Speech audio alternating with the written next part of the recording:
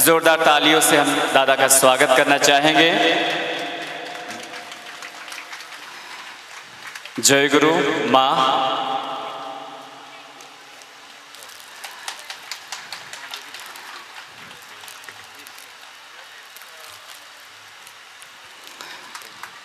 अब मैं सूरजदा से अनुरोध करूंगा आगे का प्रोग्राम का संचालन कर। भाषा में, इंग्लिश में और उसे फिर हिंदी में मैं वो सवाल पूछूंगा धृतिमानदा को, और धृतिमानदा जो हमारे ठाकुर जी के भावादर्श है उस पे उन सवालों का जवाब देते हुए हमें मार्गदर्शन देंगे। तो पहला सवाल है जो अंशु मंडल ने पूछा है, तो मैं ये सवाल धृतिमानदा से पूछता हूँ। Many people who have received spiritual initiation, that is Diksha, as well as those who did not receive it, often experience illness, sorrow, and unrest within their home. In such unfavorable circumstances, what should a true disciple do? Additionally, how can those who are not initiated be inspired to walk on the spiritual path? Hindi में, जिन लोगों ने आध्यात्मिक दीक्षा प्राप्त की है और जो नहीं प्राप्त की है, वे अक्सर अपने घरों में रोग, दुख और अशांति को अनुभव करते हैं। ऐसी प्रतिकूल परिस्थितियों में एक सच्चे शिष्य को क्या करना चाहिए, और इसके अलावा जो लोग दीक्षित नहीं हैं उन्हें आध्यात्मिक मार्ग पर चलने के लिए कैसे प्रेरित किया जा सकता है? जय गुरु। ऐसा है एक ही प्रश्न का। पहला था जो हम लोग गुरु को ग्रहण करते हैं, आध्यात्मिक पथ पे चलते हैं, लेकिन फिर भी दुख कष्ट जीवन में होता ही रहता है, चलता रहता है। सिंपल, इसका तो आंसर सिंपल है कि स्कूल में एडमिशन तो सभी लेते हैं, तो सबका क्या एक ही रिजल्ट होता है? दैट मीन्स कि स्कूल में एडमिशन ये डिटरमिन नहीं करता कि आपकी पढ़ाई अच्छी होगी या नहीं होगी। हाँ, बट आपके पास एक वे आउट है जो अगर आप चाहो तो आप पढ़ाई कर सकते हो, चाहो तो अच्छा रिजल्ट ला सकते हो। बट अनफॉर्चुनेट्स आर दोज जिनका स्कूल में एडमिशन नहीं हुआ है, क्योंकि उनके पास वे आउट नहीं है, रास्ते नहीं है।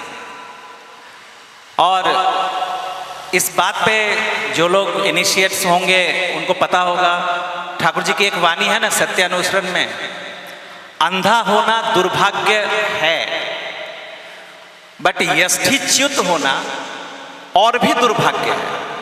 यष्टि मतलब लाठी, दंड। तो अंधा, blindness is a misfortune, is a misfortunate state of thing. ये सब कुछ सही है, बट अंधा भी है और हाथ में लाठी भी नहीं है, ये तो और भी अनफॉर्चुनेट सिचुएशन हो गया। तो गुरु ग्रहण किया है, दुख नहीं होगा, कष्ट नहीं होगा, दर्द नहीं होगा, समस्याएं नहीं आएंगी, ऐसा नहीं है। या गुरु ग्रहण नहीं किया है, किसी आध्यात्मिक पथ पे नहीं चल रहे हैं, सेम टू सेम सिचुएशन है, कर क्या रहे हैं? हमारे जीवन में उस डिसिप्लिन्स को, उस अनुशासन को हम कितना मानकर चल रहे हैं, और उस पथ पर अगर चलेंगे फिर भी जो दुख दूर हो जाएगा, कष्ट दूर हो जाएगा, नहीं आएगा, ऐसा भी नहीं है। मूल बात है कि हम दुख कष्ट को लेते कैसे हैं। यहाँ माँ बैठी हुई हैं बहुत सारी, और बहुत ऐसी हैं जो भविष्य में माँ बनेंगी। माँ बनने के लिए जो कष्ट सहना पड़ता है वो कोई हैप्पी सिचुएशन नहीं है, वो कोई सुख की अनुभूति नहीं है, क्योंकि वो शारीरिक पीड़ा और वो 9 मंथ जो मेंटल एगोनीज से हार्मोनल चेंजेस होते हैं, फैमिलियल परिस्थिति भी बहुत सारे वो इरिटेट करता है। वो अपने शरीर और अपने मन को हर तरह से संजो के सिर्फ एक पर्पस होता है, टू प्रोपगेट, टू प्रोक्रिएट, प्रजनन, जनन, एक सत्ता, एक एग्जिस्टेंस को इस दुनिया में लाना है। ये जो ऑब्जेक्टिव है, कॉन्सेंट्रिक ऑब्जेक्टिव है, अपने जीवन को पूरी तरह से संगठित कर लेती है उस एक पॉइंट पे। आप एक चीज सोचो, यहां जितनी सारी अनमैरिड जो हमारी बहनें बैठी हैं, उनके लाइफ में हर किसी ना किसी घर में कुछ ना कुछ तो होता ही रहेगा। मम्मी की कितनी सारी गालियां और डांट सुननी पड़ रही होगी अभी भी, किस बात को लेके? समय पे खाना नहीं खाती है, रात में सोना छोड़ के मोबाइल लेके सर्फिंग करती रहती है, हाँ टाइमली कुछ भी नहीं है, हेल्थ हैजार्ड हो रहा है, और वो सुनती है। दो कान तो भगवान ने दिया है ना, एक से सुनो और एक से निकालो। कि उठती नहीं है सुबह में, हाँ घर के सब उठ जाते हैं, चाय देने वाला कोई नहीं है, देखने वाला कोई नहीं है, इतनी देर रात तक जगी रहती है, फिर वही सेम एपिसोड चल रहा है। शादी कोई ऐसा मंत्र नहीं है जो व्यक्ति को ड्रास्टिक चेंजेस आ जाएंगे लाइफ में, नहीं होगा। बट अचानक कुछ महीनों बाद, कुछ सालों बाद एक इंफॉर्मेशन आता है, क्या? कंसीव किया है, डॉक्टर ने कहा कि एक आने वाला है, मुन्ना या मुन्नी। ये जैसे ही इंफॉर्मेशन मिलता है और डॉक्टर कहते हैं कि ये पालन करना है, ये परफॉर्म ऑब्जर्व करना है अपने लाइफ को, आप देर रात तक जगोगे, उसका बैड इफेक्ट बच्चे पे पड़ेगा, उसके मानसिक शारीरिक स्वास्थ्य पे पड़ेगा, उल्टा पुल्टा के समय खाओगे, टाइमली नहीं खाओगे, उसका बुरा असर पड़ेगा। माँ मायके से फोन करती है कि बेटी थोड़ा अच्छी अच्छी पुस्तकें पढ़ना, इधर उधर की बेकार की बातों में मत रखना, मन को शांत रखना, क्योंकि उस कोमल मस्तिष्क पे अभी जो ग्रो कर रहा है, ये इंप्रेशन जो पड़ेगा वो लाइफ लॉन्ग रह जाएगा। इतनी सारी बातें, और वो लड़की जो इतना वेवर्ड, उच्छृंखल जीवन जिसका था, वो वन पॉइंट एजेंडा, उस एक एग्जिस्टेंस के लिए वो अपने को पूरा संजो लेती है। This is called discipline, this is called अनुशासन, एकाग्र। और वो एकाग्रता अगर कायम रहता है, वो 9 महीने, और 9 महीने मैंने फिर से कहा कि वो हैप्पी सिचुएशन नहीं है। वो जो उस वजन धीरे धीरे बढ़ रहा है, शारीरिक परिवर्तन आ रहे हैं, ये एगोनीज है, सफरिंग्स है, बट इसको वो एक्सेप्ट करती है फॉर दैट ग्रेटर कॉज। जन्म देने के बाद भी ये सिलसिला चलता है, खत्म नहीं होता है, और भी दूसरे तरह के सफरिंग्स आने लगते हैं। ये माँ अपने उस चिता पे चढ़ने तक अपने संतान के प्रति ऐसी ही रहती है। तो कैसे जीवन बन गया, कैसे जीवन संगठित हो गया, कॉन्सेंट्रिक हो गया? 1 पॉइंट एजेंडा। तो गुरु ग्रहण किया है, कुछ भी किया है, किसी भी आदर्श को लेके हम चलते हैं, उस आदर्श पे जब तक कंसंट्रेशन नहीं आएगा, जब तक एकाग्रता नहीं आएगी, तब तक कुछ परिवर्तन हो जाएगा, एक हवा से कुछ होके जादू हो जाएगा, चमत्कार हो जाएगा, नहीं होगा। तो इसलिए मूल बात है अनुशासन, डिसिप्लिन। उसको अगर छोटे छोटे डिसिप्लिन हैं, उसको अगर जीवन में पालन करके चलते हैं तो अच्छा रहेंगे। और अंतर यही है कि रास्ते पे जो बच्चे घूम रहे हैं उनकी कोई लाइबिलिटी नहीं है, उनकी कोई अकाउंटेबिलिटी नहीं है, उनको कोई पनिश भी नहीं कर सकता पढ़ाई नहीं करने के लिए, क्लास अटेंड नहीं करने के लिए या फेल करने के लिए, क्योंकि उनकी अकाउंटेबिलिटी नहीं, उन्होंने एडमिशन नहीं लिया है। लेकिन जिसने एडमिशन लिया है स्कूल में, उसके पास वे आउट है, उसके पास सामने रास्ता है, पथ है, अगर वो चाहे तो, और एक अकाउंटेबिलिटी है। और अगर वो ना चाहे, कंप्लेन घर पे चला जाएगा, तो फादर मदर पनिश करेंगे और स्कूल में जाने पे टीचर पनिश करेंगे। तो इट्स गुड थिंग। तो जीवन में पनिशमेंट हमेशा खराब ही नहीं होता है, कभी कभी पनिशमेंट आगे आने वाले बड़े डिजास्टर से बचाता है। छोटे छोटे पनिशमेंट जीवन में, छोटे छोटे दुख, छोटे छोटे कष्ट जो आते हैं वो हमारे ही भले के लिए, हमारे वेलफेयर के लिए आते हैं। तो इस दुख को, कष्ट को सहन करके कैसे चल पाएंगे, इसलिए जीवन में एक मास्टर, एक गाइड चाहिए, आइडियल चाहिए, वही है। अगर इसका सप्लीमेंट्री अगर किसी को कुछ कहना है तो आप कह सकते हैं। एक प्रश्न के और, ये प्रश्न जो है बहुत सुंदर प्रश्न पूछा है जिन्होंने पूछा है, जो यंग मास है, युवा पीढ़ी, उनको मद्देनज़र रखते हुए उन्होंने ये सवाल पूछा है। तो मैं पहले सवाल इंग्लिश में बोल रहा हूँ, उसके बाद हिंदी में कहूँगा कि nowadays young individual, those who are initiated, are being encouraged to actively participate in Thakurji's work, like DP work and all. Now, maintaining a balance between personal responsibilities towards their career and spirituality often becomes difficult. How can one manage both effectively without compromising either? Hindi में, आजकल जो युवाएं दीक्षित हैं, उनको ठाकुर जी के काम में involve होने के लिए प्रोत्साहन दिया जाता है। हालांकि व्यक्तिगत जिम्मेदारियां और उनके भविष्य और आध्यात्मिक सेवा, ये दोनों के बीच संतुलन बनाए रखना अक्सर कठिन हो जाता है। तो इस समय पर वो युवा इन दोनों को किस ढंग से प्रभावशाली तौर पे निभा सके बिना किसी चीज़ों को हानि पहुंचाए। मैं एक बात मैं बोलना चाहूँगा, हम लोग जो ये दो जो बाइफर्केशन कर देते हैं ना, कि स्पिरिचुअल लाइफ और फैमिली और जो सांसारिक जीवन होता है, ये दो अलग चीज़ है। प्रॉब्लम यहीं पे है।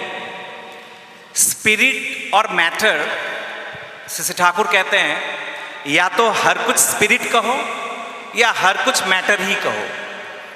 ये दोनों कोई दो चीज नहीं है, दो वस्तु नहीं है।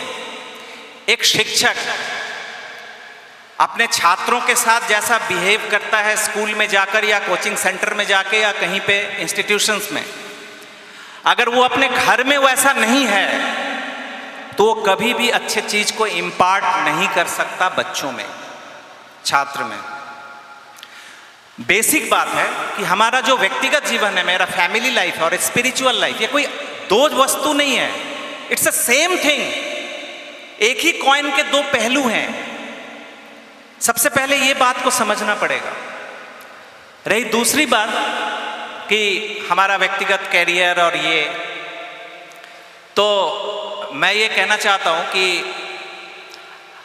एक हाइपोथेटिकल सिचुएशन में कहूं कि कोई डूब रहा है पानी में, मुझे तैरना पता नहीं है, मुझे उसको बचाने के लिए उस पानी में कूदना चाहिए या नहीं चाहिए? हाँ, बताइए। क्या कोई पानी में डूब रहा है और मुझे तैरना नहीं आता है, तो मुझे उसको बचाने के लिए कूदना चाहिए या नहीं चाहिए? तो मैं सेल्फिश हूं, स्वार्थी हूं। हाँ, मैं देख रहा हूं सामने में डूब रहा है, लेकिन नहीं मैं बचा पाया। हाँ, वो तो अलग बात है। रस्सी नहीं है तो सीधी बात है, जो मुझे सपोर्ट लेना पड़ेगा दूसरे का। I am not capable, I am not eligible. और अगर तथापि मेरे अंदर में एक ईश्वरीय प्रेरणा जगी कि भैया अपना प्राण क्या है, दूसरे का प्राण सबसे महत्वपूर्ण है, बचाओ उसको, और मैं कूद गया, तो क्या होगा? स्वयं तो डूबे हैं सनम, दूसरों को भी ले डूबेंगे। क्या ऐसा ही तो है ना? तो जब तक अगर खुद एलिजिबल नहीं है, एक बुझा हुआ दीपक कितने दीपक को जला सकता है? नॉट ए सिंगल, एक भी लैंप नहीं जला सकता। और एक जला हुआ दीपक, प्रज्वलित दीपक, कितने सारे दीपक को जला सकता है? अनगिनत, इन्यूमरेबल। तो ये जो हम सोचते हैं ना कि चलो बहारते हैं, जहां जहां गंदगी है सब बुहार के हटा देंगे, साफ कर देंगे, सबसे पहला समझना पड़ेगा जो हम इक्विप्ड हैं या नहीं। क्योंकि एक बात मैं बताऊं, बहुत सीरियस नोट में कह रहा हूं, ठाकुर जी की एक बात है, it is better to remain untreated than to be maltreated. कुचिकित्सित होने से अच्छा है अचिकित्सित रहना। आपको गलत चिकित्सा मिलता है, मैल ट्रीटमेंट होता है, गलत रूप से अगर ट्रीट किया जाता है मेडिसिन का कुछ भी प्रयोग, उससे अच्छा है कि आप बिना चिकित्सा के रहो। इससे क्या होता है, ठाकुर कहते हैं नेचर विल हेल्प। कुचिकित्सित होने से अच्छा है अचिकित्सित रहना, इसमें प्रकृति हेल्प करती है। क्योंकि नेचुरल बॉडी का एक हीलिंग सिस्टम है, रेजिस्टेंस सिस्टम है। कुछ भी बाहर से जब बैक्टीरिया या वायरल कोई भी अटैक होता है, बॉडी अपने आप उसको कोप अप करने की कोशिश करती है। बॉडी में वो मैकेनिज्म है, जो खराबियां जो भी आती हैं उसको स्वयं ठीक करने का शरीर में वो मैकेनिज्म है। लेकिन अगर गलत प्रयोग हो गया, एप्लीकेशन ऑफ एनी ट्रीटमेंट, तो उसका जो नेचुरल सिस्टम है वो भी खत्म हो जाएगा। तो इसीलिए कहते हैं little learning is dangerous thing.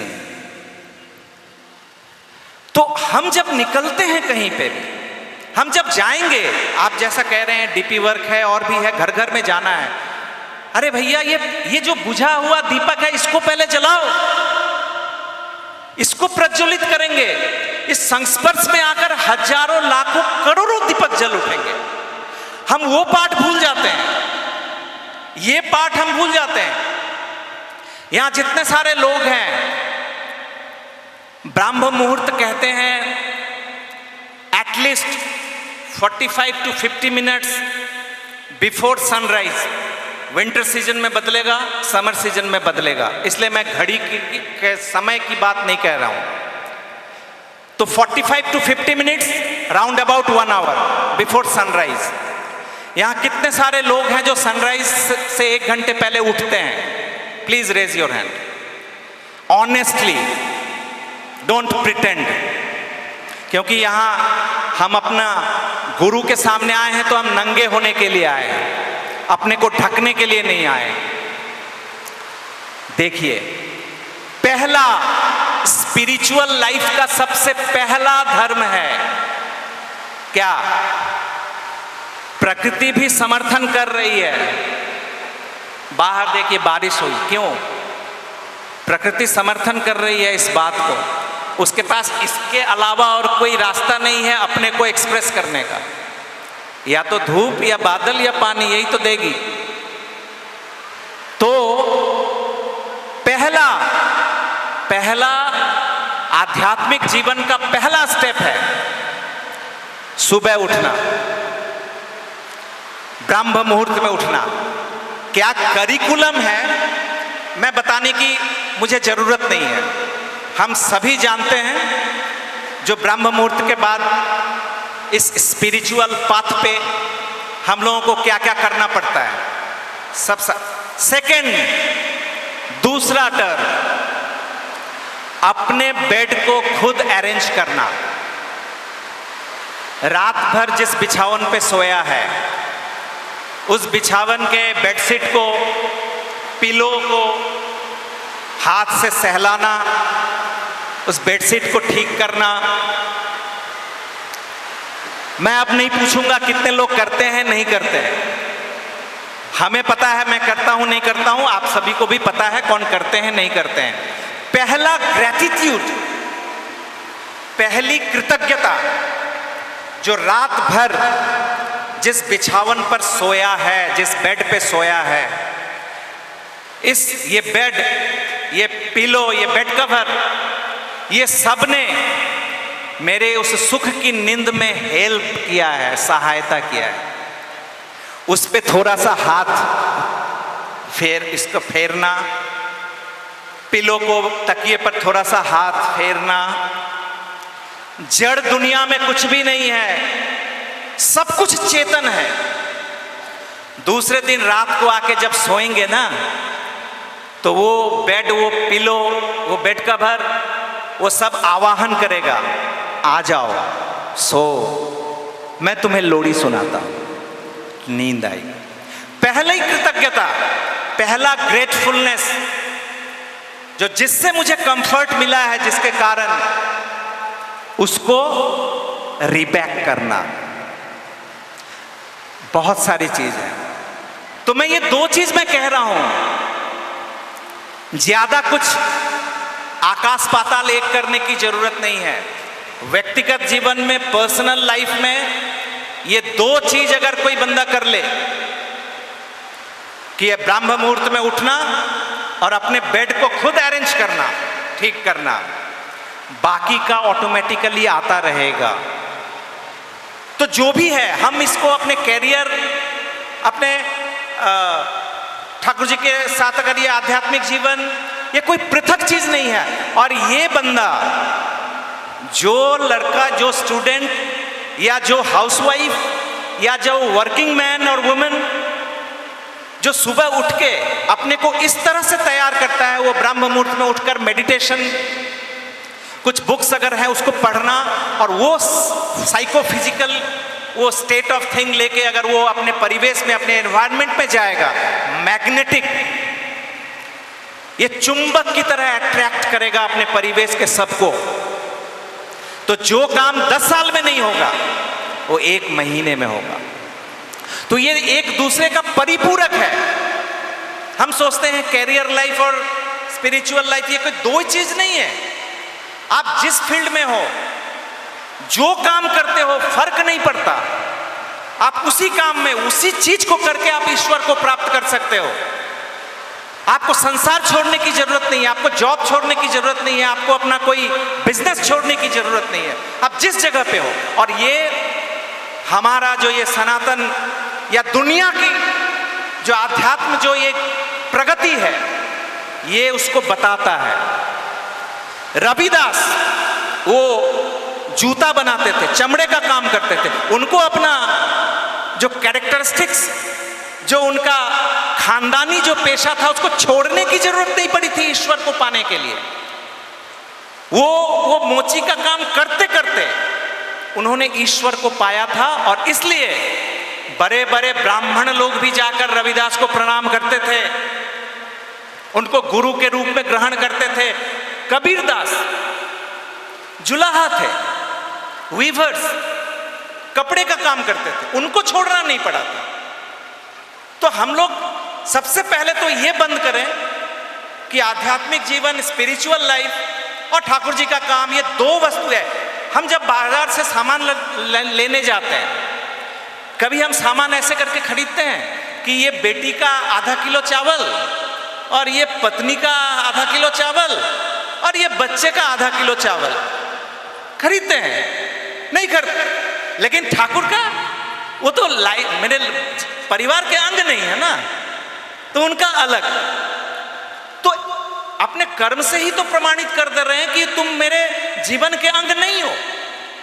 लेकिन जीवन में जब प्रॉब्लम आता है, जब सफरिंग्स आता है, तो फिर उन्हीं को ढूंढते हैं। At the time of crisis, when all doors are closed, फिर उन्हीं का दरवाजा ठक ठक ठक ठक करते हैं।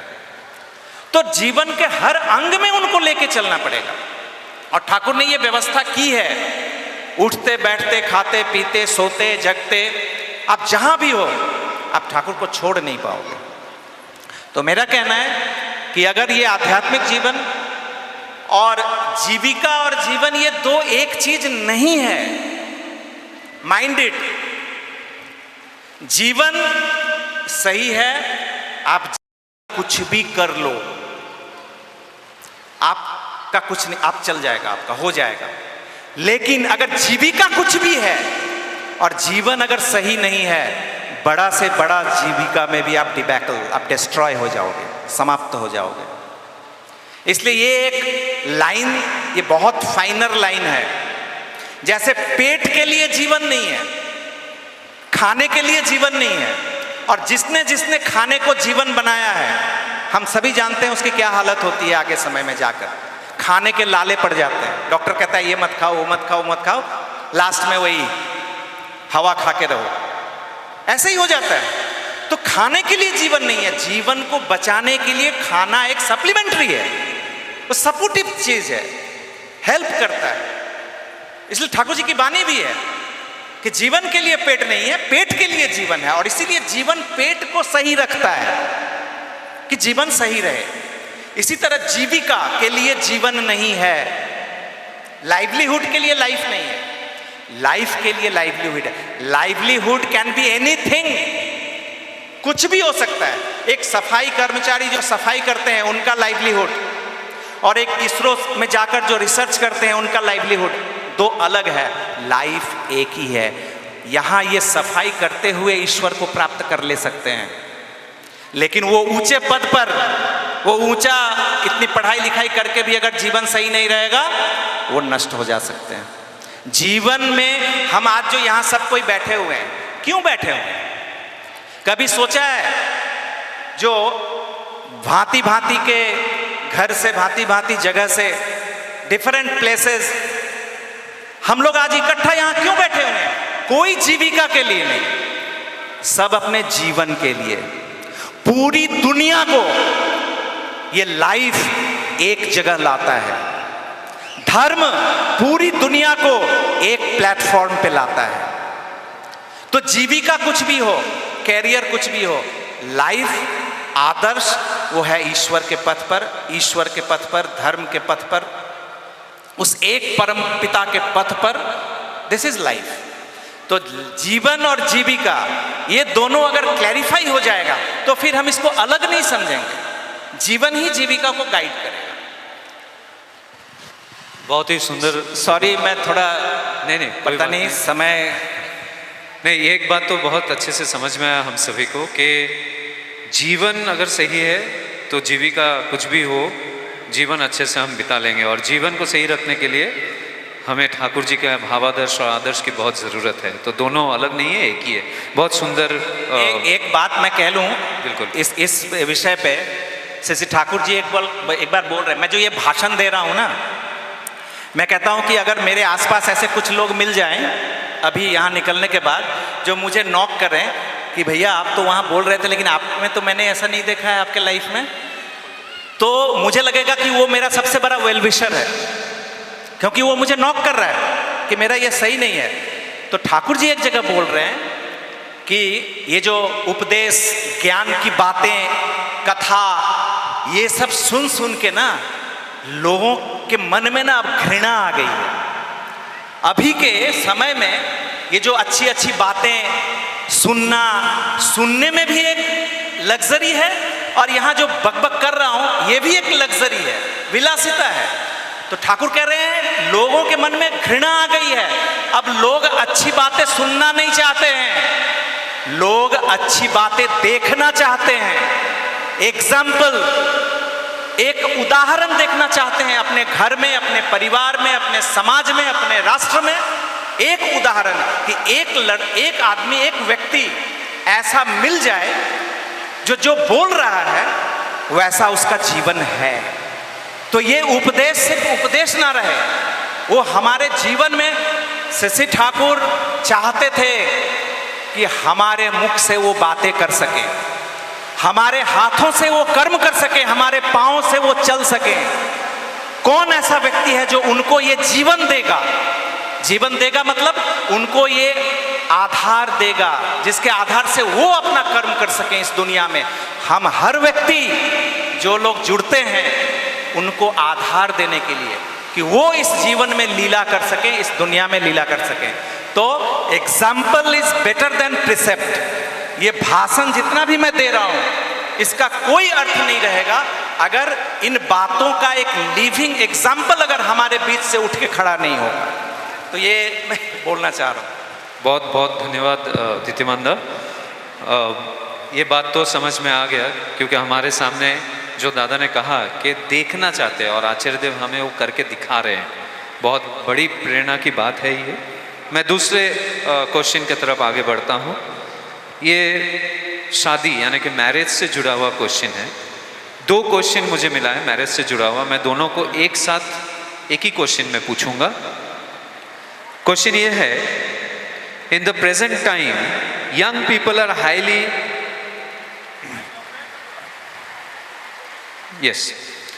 in today's generation the mindset towards marriage has significantly changed.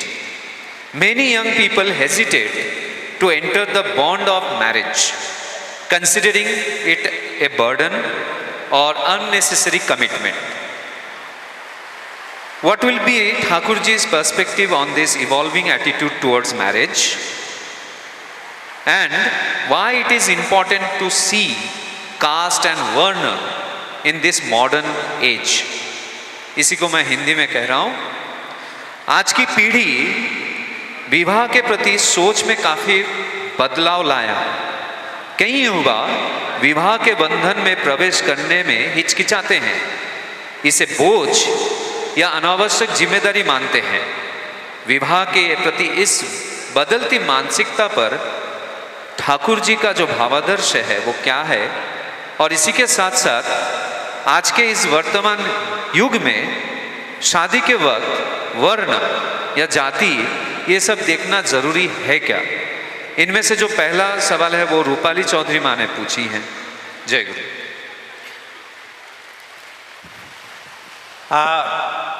एक ऐसा टॉपिक है जिसके लिए शायद 2-3 घंटे भी काफ़ी नहीं है। मैं बोलता चला जाऊं, लेकिन विशद उतनी बातें करने का समय नहीं है और इतने सारे प्रश्न और भी हैं। 2-3 पॉइंट्स मैं कह दूं, इसमें कुछ क्वेरीज रह सकते हैं, फिर कभी होगा। लेकिन सबसे पहली बात है कि मैरिज को समझने की ज़रूरत है कि मैरिज है क्या। मैरिज, विवाह कोई कॉन्ट्रैक्ट नहीं है। विवाह एक इंस्टीट्यूशन है। इस इंस्टीट्यूशन क्यों है? वाइल्ड लाइफ से सिविलाइज्ड लाइफ में जीवन को लाने की एक पद्धति है। जंगल के जीवन से सामाजिक जीवन में अनुशासित करने की एक पद्धति है जिसको हम विवाह कहते हैं। विवाह का उद्देश्य क्या है? सबसे पहली बात तो कहते हैं श्री ठाकुर कि विवाह का उद्देश्य है उन्नयन और सुप्रजनन। उन्नयन का मतलब क्या हुआ? मैं क्यों हूं अभी, हम सब क्यों हैं इस संसार में, इस जीवन में? जिस कारण से हैं उस कारण को कायम रखना। तभी हमारे फोरफादर्स, हमारे पूर्वज, जहां आदि आदि आदि आदि जहां भी हम जाए वहां से जो ये यात्रा शुरू हुई, ये जो विवर्तन का पथ शुरू हुआ, इवोल्यूशन का, इसी पथ को हम और आगे बढ़ा रहे हैं। दैट इज उन्नयन। सुप्रजनन, और सिर्फ बढ़ा नहीं रहे, प्रजनन। एक रामकृष्ण देव के पास आए थे बंकिम चंद्र, जो लिटरेचर थे, लॉरेट थे, राइटर। उन्होंने बातों बातों में कह दिया था कि मनुष्य जीवन का उद्देश्य क्या है? तो आहार, निद्रा और मैथुन। आहार मतलब खाना, ये सबकी आवश्यकता है, मनुष्य जीवन की आवश्यकता है। और निद्रा, बहुत सारे लोगों को पता नहीं, बातें सुन के नींद भी आ रही होगी यहाँ पे। तो निद्रा बहुत जरूरी है। क्यों? तो अभी थोड़ा सो लेंगे तो फिर शाम को जग सकेंगे। निद्रा इट्स नॉट ए ड्यूटी। सोना ये कोई काम नहीं है, जगने में हेल्प करता है। जैसे मैंने कहा ना, खाना कोई काम नहीं है, जीवन को बचाने में वो हेल्प करता है।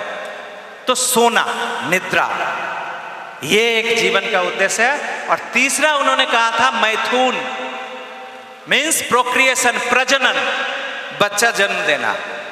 यही 3 उद्देश्य है जीवन का, आहार, निद्रा, मैथुन। तो देयर इज ए क्वेश्चन, तो ये पशु और मनुष्य में अंतर क्या है? पशु को भी आहार चाहिए, निद्रा चाहिए, मैथुन, उसका भी प्रजनन है। मनुष्य को भी आहार चाहिए, निद्रा चाहिए, मैथुन चाहिए। तो ये पशुता और मनुष्यता में अंतर क्या है? अंतर है। एक लाइन, एक शब्द, एक अक्षर का अंतर है। मनुष्य को आहार चाहिए, पशु को चाहिए। मनुष्य को निद्रा चाहिए, पशु को चाहिए। पशु को प्रजनन चाहिए, मनुष्य को प्रजनन नहीं चाहिए। मनुष्य को सुप्रजनन चाहिए, गुड ब्रीडिंग।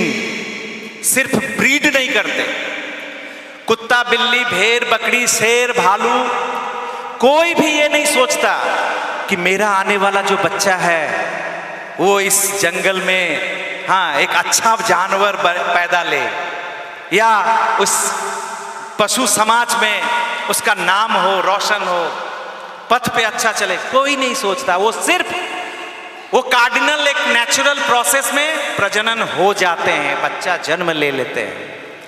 मनुष्य ही एक ऐसा जीव है जो हर मनुष्य चाहता है कि मेरे घर में अच्छे बच्चे हों, सुप्रजनन, गुड ब्रीडिंग। और इसलिए कहते हैं good breeding is the index of good heredity. सुप्रजनन जो है वो अच्छे वंश का ही द्योतक है। तो विवाह का उद्देश्य है सुप्रजनन, प्रजनन नहीं। अब इस अच्छे बच्चे को जन्म लेने के लिए कुछ कुछ क्राइटेरियाज हैं, कुछ लॉज हैं, कुछ रेगुलेशंस हैं। उस विधि को, उस नियम को अगर पालन नहीं करेंगे तो जो समाज की अवस्था है, बाय फ्लुक, अधिकतर जन्म जो हो रहा है अभी वो बाय चांस हो रहा है। पहले के समय में समाज में मेरा एक ऐसे ही अनुसंधित सा है मेरा कि विवेकानंद की मां, किसी को पता है क्या कौन थी? किसी को नहीं पता है। रामकृष्ण परमहंस की मां, किसी को पता है?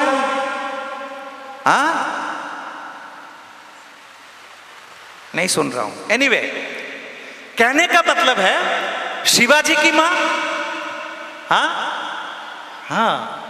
क्योंकि इस मिट्टी के है ना, सबको पता है। हो सकता है उस मिट्टी के जो होंगे उनको पता हो। राम की मां सबको पता है, ग्लोबल। कृष्ण की मां सबको पता है। लेकिन ये पता है सबको जो राम की मां किस यूनिवर्सिटी में पढ़ी लिखी थी, शिवाजी की मां कौन सा यूनिवर्सिटी का डिग्री था उनको, कृष्ण की मां, नेताजी की मां, सुभाष चंद्र बोस, विवेकानंद की मां, कौन सा यूनिवर्सिटी का शिक्षा मिला था उनको। लेकिन वो कौन सा ऐसा मैकेनिज्म जानती थी जो ऐसे ऐसे महान आत्मा, इस गुड सोल को उन्होंने अपने गर्भ में धारण किया था। कैसे किया था? और आजकल सो कॉल्ड ये यूनिवर्सिटी का ये डिग्री लेकर हमें ये मैकेनिज्म पता नहीं है, जो कैसे हम गारंटी दें कि मेरे घर में जो बच्चा आ रहा है वो देवता ही आ रहा है। और ये मैकेनिज्म था हमारे समाज में, और इसलिए ऐसे अच्छे अच्छे सोल्स अभी भी, गुड सोल्स अभी ये एक्टोप्लाज्मिक बॉडी में फ्लोट कर रहे हैं। उनको प्रोटोप्लाज्मा नहीं मिल रहा है। कहां लैंड करें?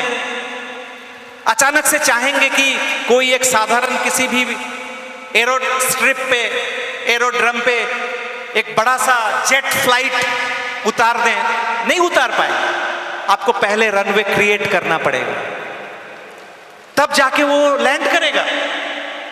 तो ऐसे गुड सोल को लाने के लिए ही ये मैरिज सिस्टम, ये वर्णाश्रमिक व्यवस्था जो हमारे समाज में थी, तो ये महत्वपूर्ण है। अगर इतिहास को लॉजिकल, हम लोग बहुत कहते हैं ना खुद को, हम अभी बहुत साइंटिफिक हैं, ये सब दकिया सुनी बातें, मैं लॉजिकल बात ही कह रहा हूं। भैया दिखा दो ना। उस समय तो बोल बोल के अच्छे सोल को इन्वोक किया जाता था।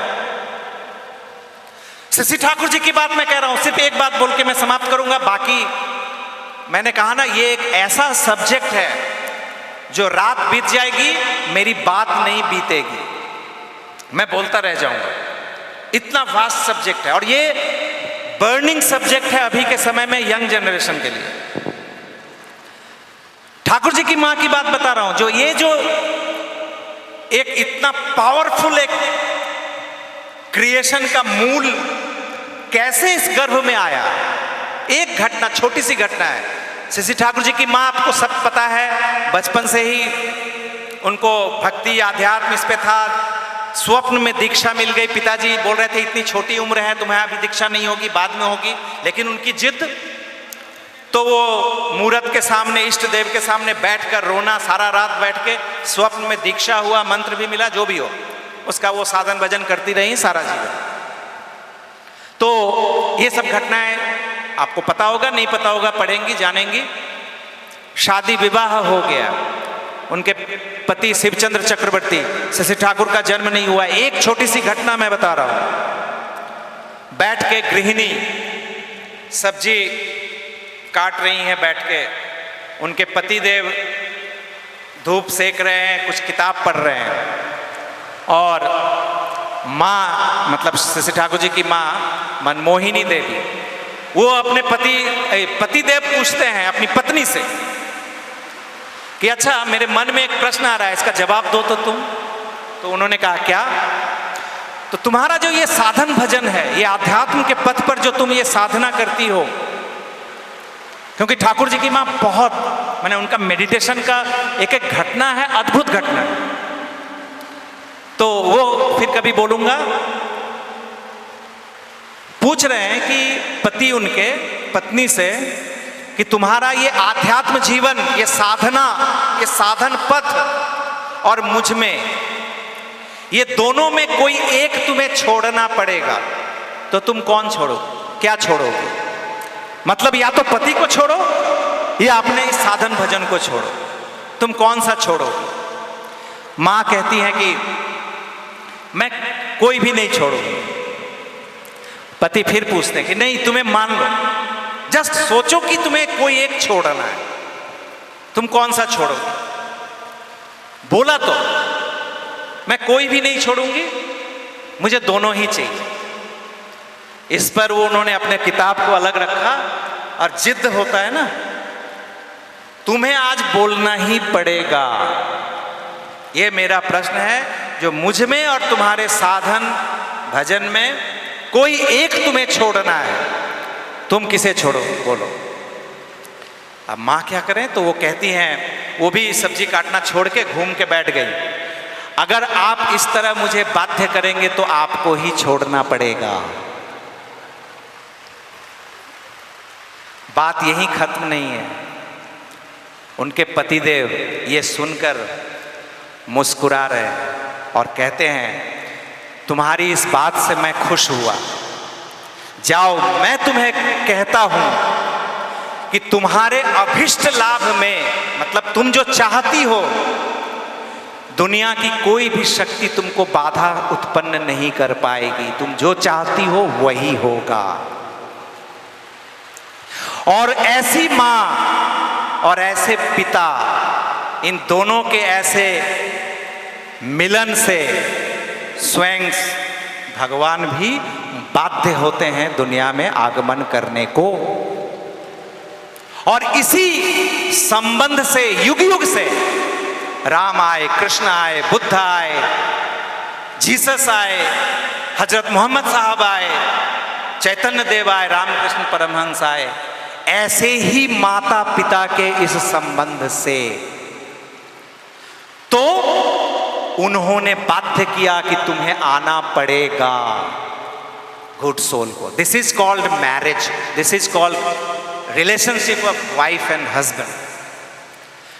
आम के पेड़ में आम ही होता है, उसमें अमरूद आप नहीं लगा सकते, सिंपल बात। आम का पेड़ लेबोरेटरी में पैदा नहीं होता है, उसको यही जमीन, हवा, पानी और सूर्य की उष्णता चाहिए।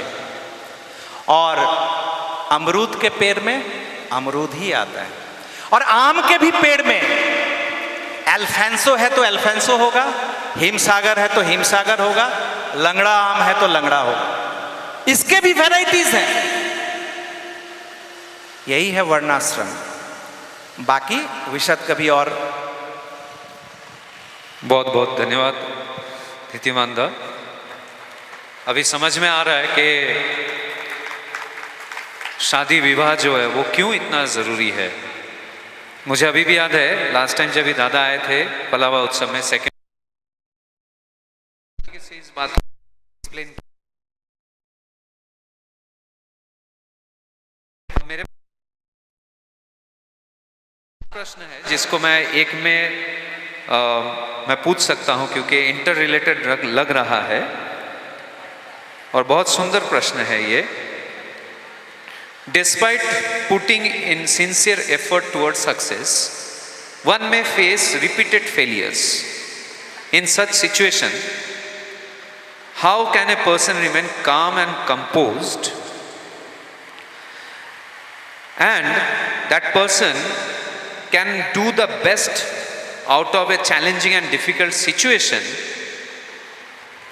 and what will be the way to train the mind to be stronger than their emotions?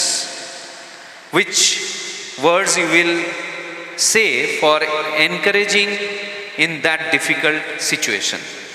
Hindi में इस प्रश्न का रूपांतर मैं कर रहा हूं। सफलता पाने के लिए पूरी मेहनत करने के बावजूद यदि कोई व्यक्ति बार बार असफल होता है तो ऐसी परिस्थितियों में वह शांति और संयम कैसे बनाए रख सकता है, और वही व्यक्ति कठिन और चुनौतीपूर्ण इस परिस्थितियों में सबसे अच्छा परिणाम कैसे प्राप्त कर सकता है जब उसको अपनी भावनाएं अधिक मजबूत बनाने की जरूरत हो। और ऐसे समय में आप उन्हें ठाकुर जी के भावधारा पे क्या कहना चाहते हैं? हमारे आसपास ऐसे बहुत सारे एग्जाम्पल्स हैं। अगर वहाँ से पिकअप हम करना चाहें, लाइफ नेवर स्टॉप्स, जीवन कहीं समाप्त नहीं होता, कहीं थमता नहीं है। Where there is will there is वे।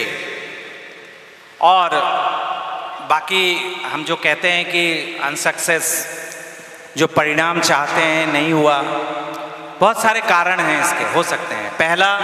सबसे पहला कारण मैं खुद होता हूँ कि जिस परिणाम की हम आशा कर रहे हैं उस कर्म उसको पाने के लिए जितने इंटेंसिटी से, जितने कंसंट्रेशन से जो काम सही करना चाहिए था वो लैकिंग हो सकता है हमारे साइकोफिजिकल सिस्टम के कारण।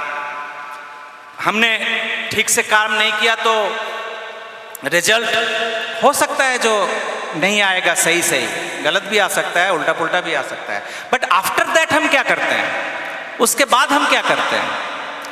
एक आप लोगों को पता होगा, हालांकि काफ़ी दिन हो चुके हैं, मैं एक छोटा सा एग्जाम्पल दे रहा हूँ हमारे भारतवर्ष का। नाम अगर किसी को याद होगा तो मुझे रिमाइंड करेंगे। सम सिन्हा एक लड़की थी वो। अच्छा, मैं किसी से पूछूं इंडियन नेशनल वॉलीबॉल टीम, किसी प्लेयर का किसी को नाम पता है? हाँ, एक नाम? हाँ, अरे फुटबॉल की बात नहीं कर रहा हूं, वॉलीबॉल। नेशनल वॉलीबॉल टीम का किसी एक पर्सन का नाम किसी को पता है? नेशनल क्रिकेट टीम के एक नाम, हजारों नाम आ जाएंगे, है ना? मेरे बोलने का मतलब था वॉलीबॉल, जो कि एकदम अछूता, किसी को पता भी नहीं है जो नेशनल गेम चल रहा है, इंटरनेशनल खेल रहा है, क्या कर रहा है, किसी को नहीं पता। इसी नेशनल वॉलीबॉल टीम की एक प्लेयर थी, संभवतः पूर्णिमा सिन्हा या ऐसे कुछ, पी से ही कुछ था, सम सिन्हा। तो ये एक बार यूपी से मेरठ के आसपास ट्रेन से जा रही थी रात को। कुछ एंटी सोशल्स उनसे कुछ स्नैच करने की कोशिश किया, इसी में धक्का ये सब लगा, ट्रेन से वो गिर गई। रात के अंधेरे में पता नहीं कहाँ गिरी। गिरने के बाद रेल लाइन के कारण पाँव भी आ गया, एक पाँव कटा, गिरी रही। ट्रेन तो चली गई, पता भी नहीं चला। बाद में कंप्लेन हुआ, घर में पहुंची नहीं घर वाले। सुबह जब हुआ तो खेत में कुछ लोग काम करने आ रहे थे, उन्होंने दिखा एक बॉडी पड़ा हुआ है रेल लाइन के किनारे। उन्होंने पुलिस को खबर दिया, एम्बुलेंस आया डेड बॉडी को उठाने के लिए। जब नज़दीक आया, उठाने लगा तो देखा उस धड़कनें चल रही थी। तुरंत उसको ले जाके हॉस्पिटलाइज किया गया। गवर्नमेंट मशीनरी सब एक्टिव हो गए क्योंकि वो एक प्लेयर थी, नेशनल प्लेयर थी। हॉस्पिटलाइज हुआ, जो भी हो, पाँव एम्पुट करना पड़ा। अब आप बताओ मेंटल सिचुएशन एक पर्सन का, जिसका कैरियर, जिसके सामने फ्यूचर, एथलीट का, वो वॉलीबॉल टीम या जो भी खेल के माध्यम से अगर कोई सर्विस हो या कुछ भी हो, उसका एक पांव चला गया घुटने के पास से, उसका फ्यूचर क्या है? Depression, suicidal tendency, I am the worthless in this world, मैं खत्म हो गया, कैरियर खत्म। और जब वो हॉस्पिटल में थी, एनीवे आईसीयू से फिर बेड पे आई, जब उसको होश आया, पता चला ये है, एक शब्द नहीं बोल रही है। लोगों को और डर लग गया, फैमिली वालों को, कि कोई एक्सप्रेशन नहीं है, डीप शॉक में तो नहीं चली गई। थेरेपिस्ट आए, साइकोथेरेपिस्ट और भी जो भी है, उसको काउंसलिंग के लिए, लेकिन वो एक शब्द कुछ नहीं बोल रही है। जब और थोड़ा सा ये हुआ, फिर उसने अपना बोला जो मुझे एक फ़ोन चाहिए। उस फ़ोन से फिर उसने बचेंद्री पाल का नाम आपने सुना है, जो फर्स्ट वुमेन एवरेस्ट को उन्होंने फतह किया था। बचेंद्री पाल का नंबर उसने ढूंढ के फिर बचेंद्री पाल को कॉल किया। नेचुरली ये नेशनल न्यूज़ था उस वक्त, उनको भी पता था। तो उसने कॉल करके कहा कि मैं क्या ट्रैकिंग कर सकती हूँ? तो वो बोली कि हाँ, क्यों नहीं कर सकती हो, जरूर कर सकती हो, मतलब पर्वतारोहण क्यों नहीं कर सकती हो, लेकिन तुम एकदम चिंता मत करो, तुम पहले स्वस्थ हो जाओ, फिर हम लोग देखेंगे। बोला नहीं, मुझे आपका एकेडमी ज्वाइन करना है, मुझे ट्रैकिंग करना है। एनीवे, फिर वो जयपुर लेग, आर्टिफिशियल लेग होता है, वो लगी। लगने के बाद ये लड़की 2 बार एवरेस्ट को फतह किया, 2 टाइम्स। ये वो 1.5 पाँव लेकर, और अभी वो मोटिवेशनल स्पीकर है। इंटरनेशनल यूनिवर्सिटीज़ में उसको बुलाया जाता है, वो मोटिवेट करती है यंग जनरेशन को। इसको मेरे मन में एक सवाल आया, कभी अगर उससे मिलूं तो मैं उससे पूछूं कि बिफोर दिस एक्सीडेंट एक लाइफ था और आफ्टर दिस एक्सीडेंट अभी का लाइफ है, कौन सा बेटर है? सोचने वाली बात है। 2 पांव जब थे, मैंने अभी पूछा है सभी से, वॉलीबॉल किसी को पता नहीं है, वो गुमनामी में खो जाती किसी और हजारों लाखों करोड़ों की भीड़ में। एक पांव को खोया और आज पूरी दुनिया उसको देख रही है।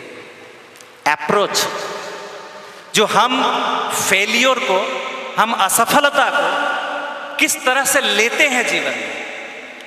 लास्ट एक बात मैं कहूं कि शशि ठाकुर जी एक बार कहते हैं पहाड़ को यदि मैं धक्का दूं अपने सीने से, पहाड़ हिलेगा नहीं। पहाड़ को यदि सीने से धक्का दूं तो पहाड़ नहीं हिलेगा, लेकिन मेरा सीना मजबूत हो जाएगा। तो कोई भी परिस्थिति, दुनिया की कोई भी ऐसी परिस्थिति नहीं है जो कि डेड स्टॉप है, कुछ नहीं है। हो सकता है वहां से ही एक वे आउट है जो और अच्छा हो और अच्छे व्यक्ति के रूप में हमें समाज में प्रतिष्ठित कर सकता है। हम किस तरह से जीवन यापन करते हैं, फिर वही बात आ गई डिसिप्लिन, अनुशासन। जिस स्तर पर हैं, जैसे भी हैं, उस स्तर के उस डिसिप्लिन को हम कैसे मेंटेन करते हैं।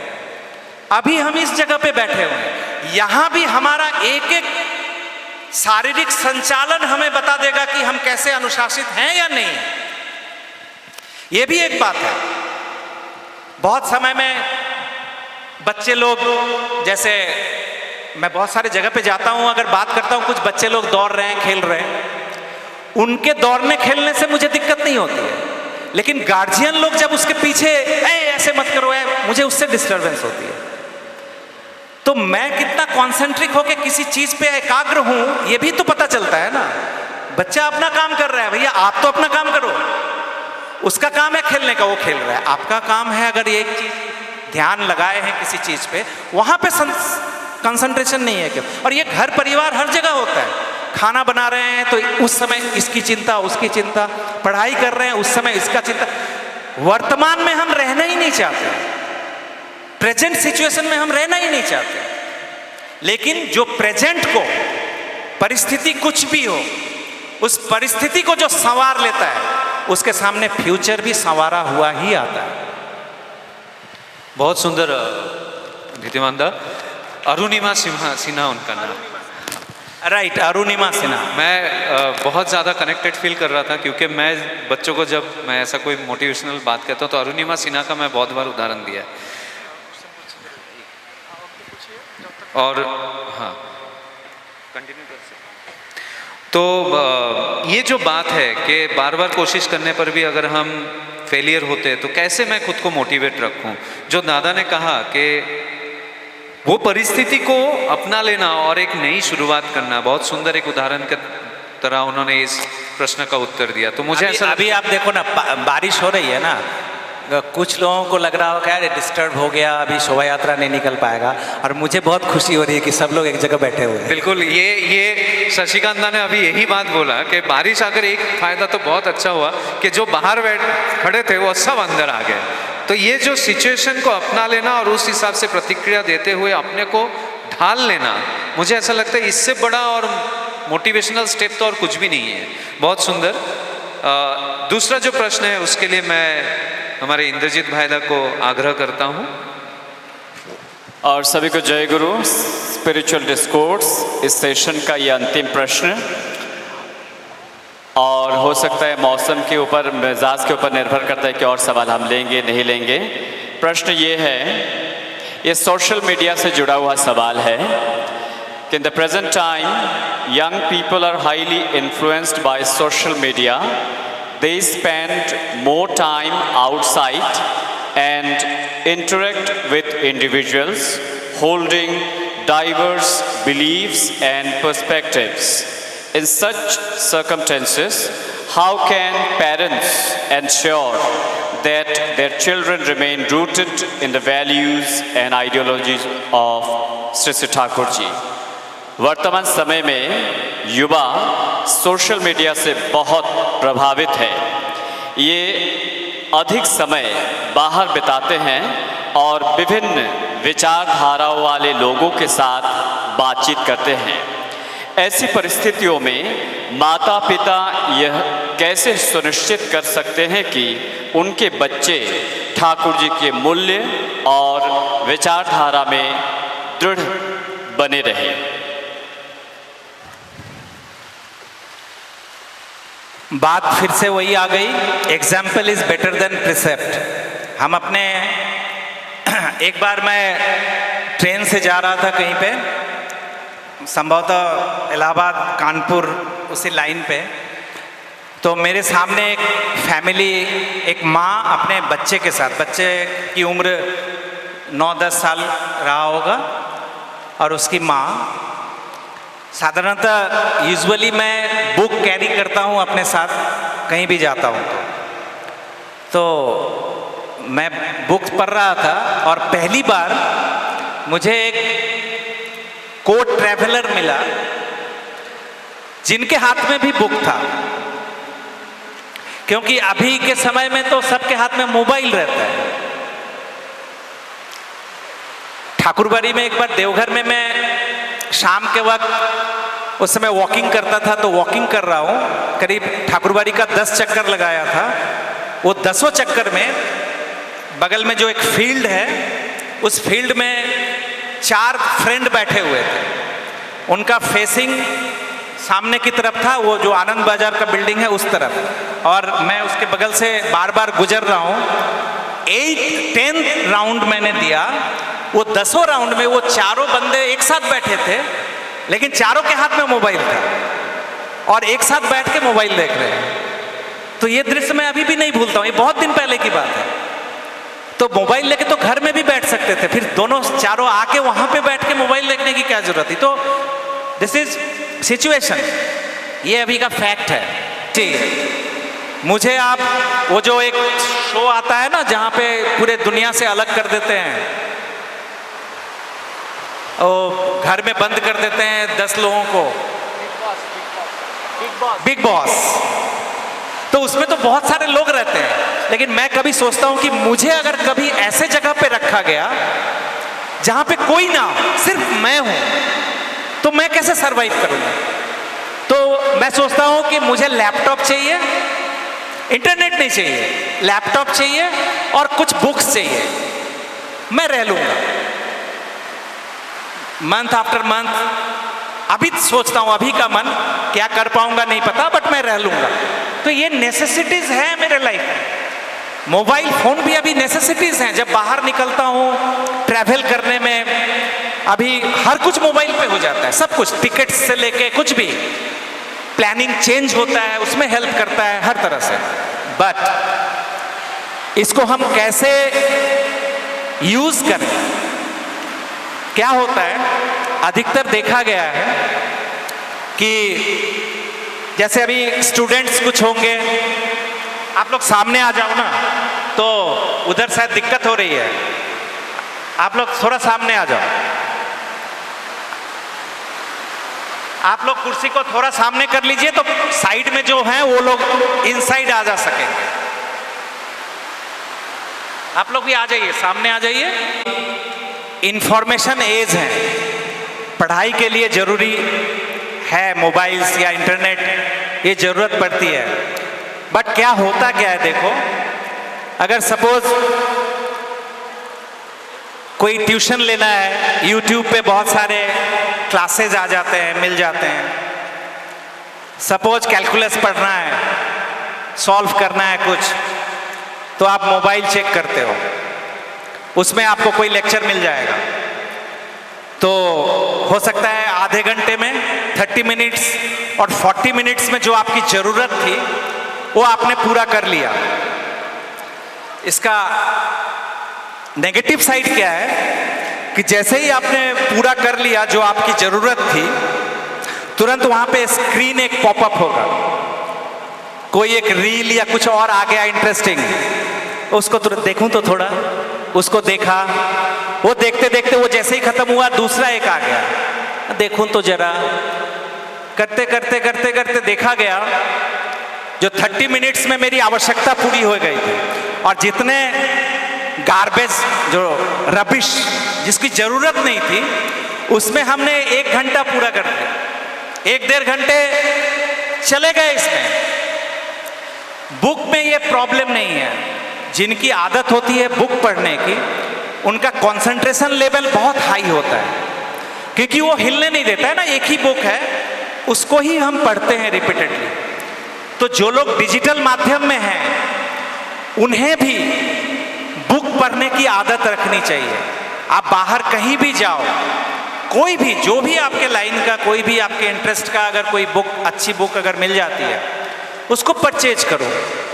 लोग गिफ्ट करते हैं ना एक दूसरे को, बुक गिफ्ट करो, दूसरों को बुक गिफ्ट करते करते देखना खुद भी बुक पढ़ने की आदत हो जाएगी। तो बुक पढ़ने की आदत अगर होती है तो ऑटोमेटिकली ये जो मोबाइल एडिक्शन है, क्योंकि जैसे मैं 2 हाथों से ये माइक पकड़ा हूं ना, अभी अगर कोई मुझे कुछ देगा तो मैं ले पाऊंगा, अगर लेने की इच्छा होगी तो क्या होगा, अगर जैसे ही वो पकड़ूंगा ये हाथ से छूट जाएगा। तो अभी जो पकड़ा हूं, कुछ और दिए बिना अगर कोई कहेगा कि इसको हटा दो, मैं नहीं छोड़ पाता। तो मोबाइल अगर पकड़ के रखा है, उसके जगह पे इंटरेस्टिंग और कुछ एक डालना पड़ेगा, देन वो मोबाइल का जगह ऑल्टरनेटिव ले सकता है। और book is the best medium, क्योंकि ये मन मस्तिष्क को भी, बहुत सारी बातें हैं आप लोग जानते ही हो, तो अपने ऊपर है। टेक्नोलॉजीज ये हमारे हेल्प के लिए, सहायता के लिए है, लेकिन उसका हम कैसा प्रयोग करते हैं ये हमारे ऊपर है। गुड प्रयोग और बैड प्रयोग, गुड एप्लीकेशन और बैड एप्लीकेशन। ये तो घर घर की कहानी है जो सवाल आया था हमारे सामने कि बच्चे मोबाइल ज़्यादा देखते हैं, लेकिन दादा जो बात बोले क्या हम उसे किस हद तक यूज़ कर रहे हैं वो हमारे ऊपर डिपेंड करता है। और किताब का जो आपने एक बहुत अच्छा गाइडलाइन दिया कि किताबें पढ़ना बहुत अच्छी बात है, तो हमारे ठाकुर जी तक कितने सारे लिटरेचर है, कितने बुक्स हैं, वो भी अगर पढ़ें तो इससे बड़ी बात और क्या होगी। तो बहुत सुंदर तरीके से इस प्रश्न को दादा ने उत्तर दिया। और एक प्रश्न ले लेते हैं हम। ये बहुत सुंदर एक प्रश्न है और कहीं ना कहीं ठाकुर जी इस बारे में सत्यानुसरण में भी कहे हैं, और ये हमारे यहाँ पे प्रश्न के रूप में किसी ने पूछा है। प्रश्न ये है, in your opinion what is the best way to cultivate acceptance for all people and situations irrespective of any differences। आपकी राय में सभी लोग और सभी अवस्थाओं को उनके मत भेदभाव से परे होकर उन्हें स्वीकार करने की जो भावना है, इसे किस तरह विकसित की जा सकती है। एफेक्शन, लव, जब प्रेम होता है ना, जब एफेक्शन होता है, लगाव होता है, आदमी हर कुछ सह लेता है। और सबसे उदाहरण है माँ का, जो अपने बच्चों की कितनी भी ऐब हो, गलत कुछ भी हो, लेकिन वो गले लगा ही लेती है, एक्सेप्ट कर ही लेती है। इन द बिगर सेंस परिस्थिति में हम कैसे इसको एक्सेप्ट करें। यहाँ तक कि आप देखेंगे एक्सेप्टेंस कहाँ नहीं होता है, जहाँ पे एक्सपेक्टेशन होते हैं, जहाँ पे हम कुछ सोच लेते हैं कि ऐसा होना चाहिए, और जब नहीं हो पाता है तो वहाँ पे हमारा स्ट्रेस बढ़ जाता है। तो एक्सेप्टेंस तभी आएगा जब लव होगा, अटैचमेंट होगा। एक माँ आप देखेंगे कि घर में अगर बासी कुछ है तो वो खुद नहीं खाएगी, दूसरे को नहीं देगी, अपने पति को, अपने बच्चों को अच्छा वाला दे देगी, और बासी वाला क्या करती है, अपने लिए रख लेती है। सबसे जो मीडियोकर चीज होता है वो अपने लिए रख लेती है, और दूसरे अपनों को क्यों करती है, स्नेह, प्रेम, ममता।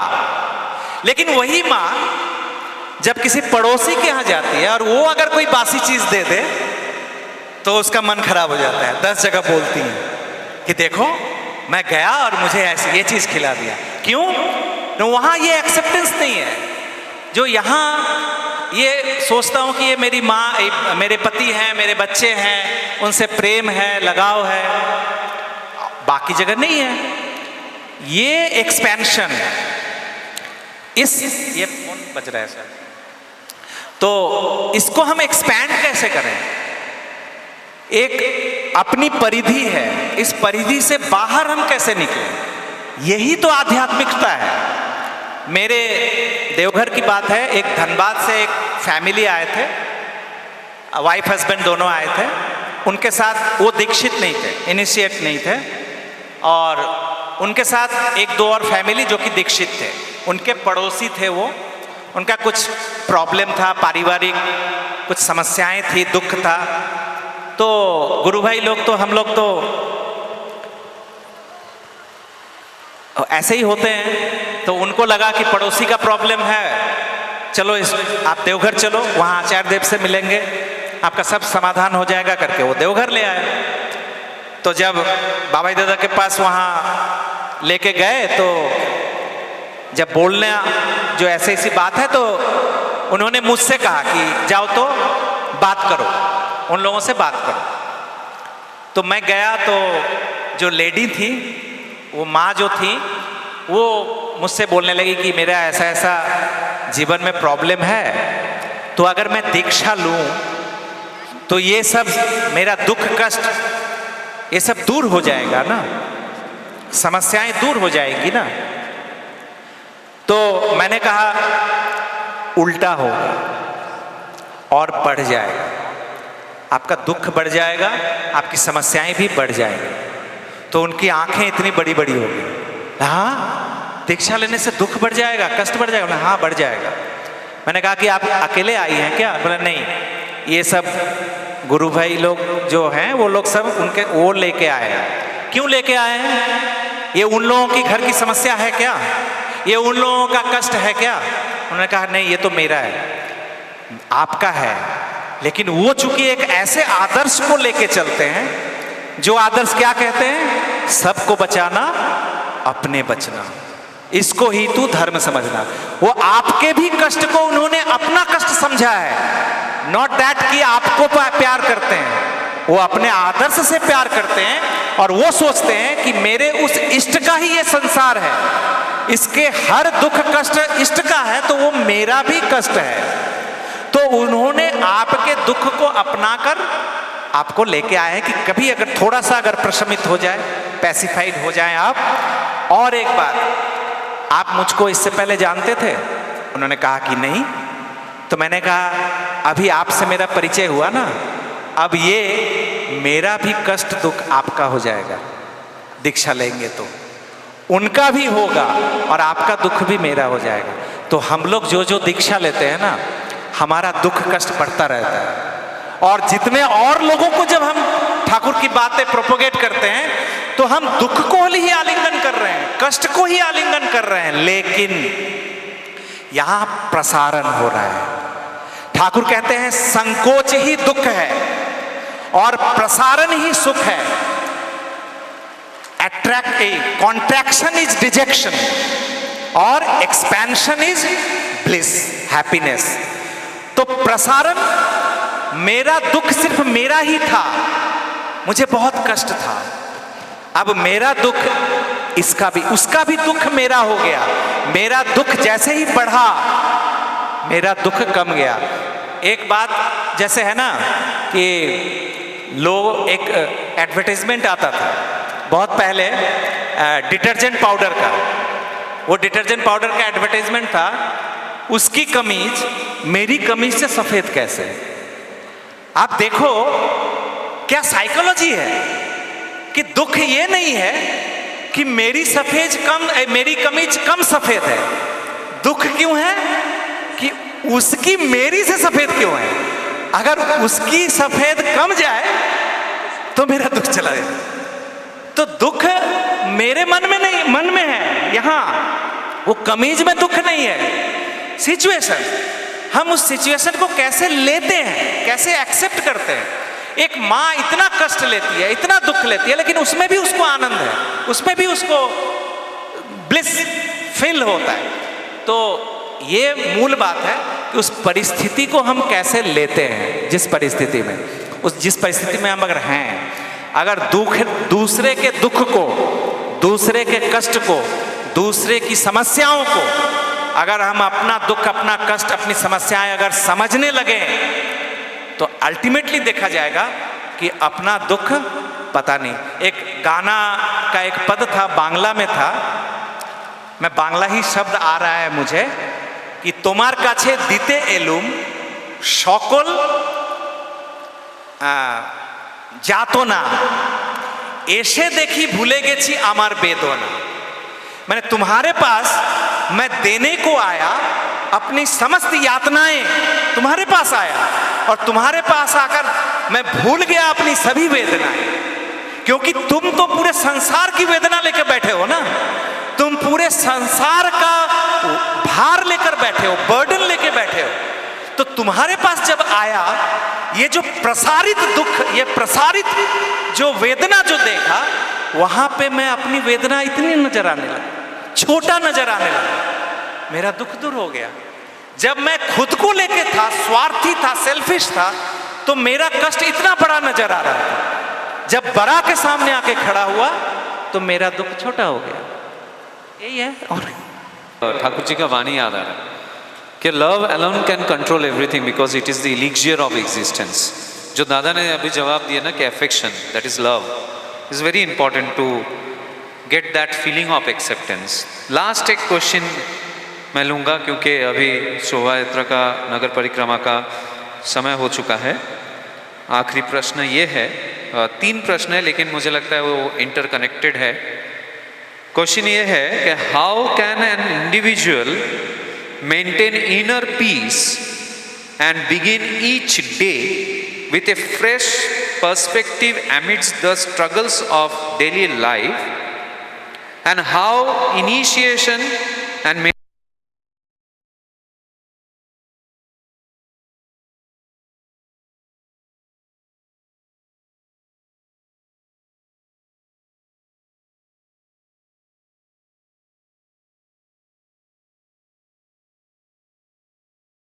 और कैसे मदद कर सकती है? शांति, ये भी एक ट्रिकी वर्ड है। एक क्लाइमेक्स रखते हैं कि शाम को प्रार्थना के बाद, सत्संग के बाद भी कुछ बोलने का मौका है, तो शांति लेके हम उस समय चर्चा कर लेंगे, पीस लेके, क्योंकि ये भी एक बहुत ट्रिकी क्वेश्चन है। हम लोग शांति को समझते क्या हैं। और दीक्षा, मैं एक ही बात बोलूँगा कि दीक्षा मात्र एक डिसिप्लिन है, मात्र एक अनुशासन है। वो अनुशासन की पद्धतियाँ जानने का वो एक मैकेनिज्म है कि हमें पता चला कि विधियाँ क्या है, किस तरह से हम अपने जीवन को परिचालित करें। That's it.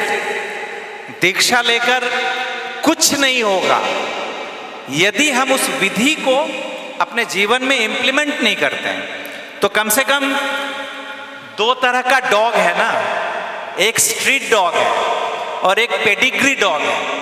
आप किस डॉग को अपने घर में रखना चाहेंगे? या आर्मी में जो डिफेंस जो फोर्सेस होते हैं, वो रास्ते से कोई भी कुत्ता उठा के लेके ट्रेन कर पाता है क्या? नहीं कर पाता है। क्यों? इसीलिए कि उनका कोई अनुशासन नहीं है। वो यहाँ से लात खाता है, उधर जाता है, उधर से लात खाता है, फिर और जगह जाता है। लेकिन पेडिग्री डॉग, उसके कुछ डिसिप्लिन्स हैं। जन्म का भी डिसिप्लिन है।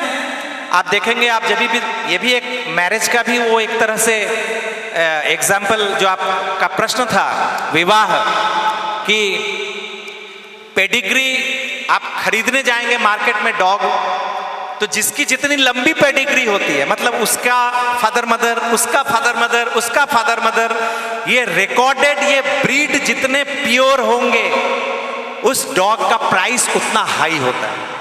और आर्मी में, मिलिट्री में, या ये सब जो एजेंसीज हैं, उसमें उन्हीं डॉग को रखा जाता है, क्योंकि उनके ब्रेन्स, एडेप्टेबिलिटी, रिसीव करने की वो क्षमता हाई रहता है।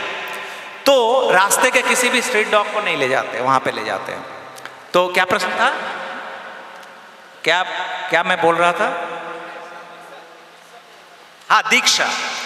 तो दीक्षा मात्र वो पद्धति है जिसमें हम भी पेडिग्री डॉग बनने की कोशिश करते हैं, उस पथ पे आते हैं, अपने अपने कैरेक्टरिस्टिक्स में प्योरिटी रखते हुए अपने उस इवोल्यूशन को ठीक कैसे रखें, वो एक विधि जानने का एकमात्र साधन है दीक्षा।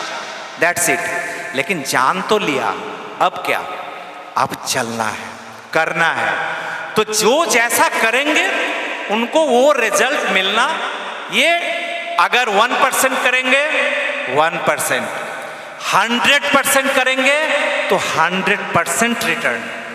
1% भी, 0.1% भी कम नहीं है। तो वो डिसिप्लिन जानने की एकमात्र पद्धति है दीक्षा। वही हमें हेल्प करता है कि how to lead our life.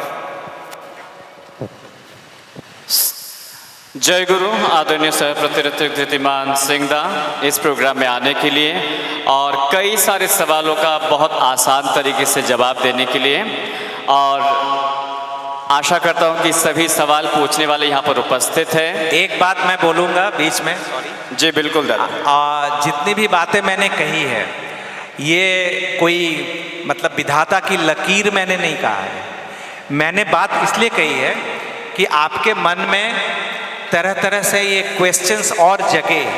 अगर आप बीच में मुझे काउंटर अगर कर पाए, नहीं कर पाए, मन में अगर हुआ है तो उसको भी व्यक्त करेंगे, क्योंकि ये सिर्फ ये जो सेशन था इसलिए था कि डोंट बी ब्लाइंड, अपने चक्षु को, अपने मानस चक्षु को, क्योंकि धर्मानुचलन, ठाकुर कहते हैं कि अंध चलन, ब्लाइंड फॉलोइंग, ये धर्म का अनुचलन नहीं है, बल्कि धर्मानुचलन व्यक्ति को चक्षुष्मान करता है, दृष्टि देता है देखने का। तो प्रश्न ये मन में आनी चाहिए, अगर मेरी कोई भी बात कहीं से भी अगर कोई और एंटीथेसिस अगर मन में आता है तो उसको भी आपको एक्सप्रेस करने का अधिकार है। मैं ये कहता हूँ कि ठाकुर एक ऐसा प्लेटफॉर्म हमें दिया है जहाँ पे वी कैन बी नेकेड, मैंने हमें एक पोजीशन मिलता है, हमें एक अपॉर्चुनिटी मिलती है कि हम अपने को एक्सप्रेस कर पाएँ, हम अपने को बोल पाएँ। तो मन में अगर कोई भी सवाल आता है कुछ भी, तो आपको पूरा अधिकार है उसको फिर से बोलने का। आगे आने वाले समय में बहुत सारे हमारे यहाँ मुझसे भी ज़्यादा ज्ञानी और गुणी हैं, तो आप लोग कभी भी एक्सप्लोर करने को बंद नहीं करेंगे। ठाकुर की जो भी बातें हैं, ठाकुर क्या, मैं कहता हूँ कि ये पूरी सृष्टि, ये पूरा जीवन, ये पूरी दुनिया, संसार, इसको एक्सप्लोर कीजिए। कैसे है, क्या है, मैं क्यों हूँ, मेरा जीवन क्यों है, ये प्रश्न। एक बात मैं कह के बोलूँगा कि किसी एक विदग्ध कोई विशेष व्यक्ति का मैं सुन रहा था, मुझे बहुत अच्छा लगी वो बात कि ऐसा जीवन दुनिया में कोई भी व्यक्ति नहीं है जिसके मन में ये प्रश्न नहीं आता है कि मेरा जन्म क्यों हुआ है, मैं क्या कर रहा हूँ, किस लिए है, मेरा उद्देश्य क्या है जीवन का। ये प्रश्न हर व्यक्ति के जीवन में आता है, लेकिन कब, 80-90 साल जब होता है तब आता है। लेकिन जिस समय ये प्रश्न आता है उसके बाद वो समय नहीं है। यही प्रश्न किसी का अगर 20 साल में, 30 साल, 40 साल में अगर आ गया कि वाई आई एम, मैं क्यों हूं, मेरा पथ क्या है, मेरा गंतव्य क्या है, क्या कर रहा हूं जीवन में, ये प्रश्न अगर 20, 30, 40 साल में आ गया तो देयर इज इनफ टाइम, हमारे पास समय है सुधारने का या चलने का। तो ये प्रश्न को कभी भी समाप्त होने नहीं दीजिएगा। जो भी ये मत सोचिएगा कि अरे ये बोलना क्या सही होगा, ये बुरा तो नहीं लग जाएगा, ऑलरेडी बुरा लग चुका है, क्योंकि मन में जब प्रश्न आ गया तो ठाकुर सुन चुके हैं। अब आपका काम ही है उसको व्यक्त करो, अब एक्सप्रेस कर लो ताकि ये सॉल्व हो जाए, ये बन में गांठ मत ना बन जाए, नॉट नहीं बन जाए, क्योंकि यही कॉम्प्लेक्स है जो जीवन दर जीवन, जन्म जन्मांतर से हमें तड़पा रहा है, अनसॉल्व्ड, अनउत्तरित, जो उत्तर नहीं मिला है, जो सब प्रश्न, वही रोग, डिजीज बन के हमें तड़पा रहा है, हमें कष्ट दे रहा है। तो मन में जो भी आता है, ठाकुर का ये जगत, उन्होंने एक ऐसा प्लेटफॉर्म हमें दिया है कि you can express yourself as many way as you can. जय गुरु दादा, यहाँ पर आने के लिए और सभी प्रश्नों का उत्तर देने के लिए आपका बहुत बहुत धन्यवाद।